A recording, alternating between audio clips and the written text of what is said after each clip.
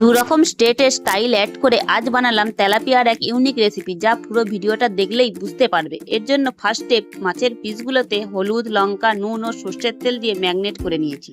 তারপর সেকেন্ড স্টেপে মিক্সিং জারে আদা, রসুন, পেঁয়াজ, টমেটো, লঙ্কা, গোটা জিরে, গোটা ধনে, সাদা সর্ষে, নুন 1 চামচ করে ও অল্প জল দিয়ে মিক্সি করে মিহি পেস্ট বানিয়ে নিয়েছিলাম।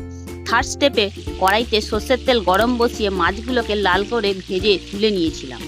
এই অবধি তো ঠিকই ছিল, কিন্তু খেলা এবার শুরু হবে।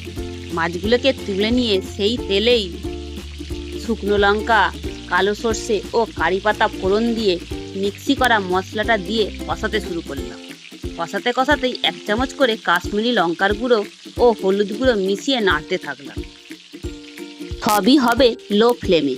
তেল ছাড়তেই একটি পাত্রে তেঁতুল গোলার জল করে রেখে দিয়েছিলাম, তা দিয়ে ভালোভাবে মিশিয়ে নিলাম আর অল্প মিক্সি ধোয়া জল দিয়ে দিলাম।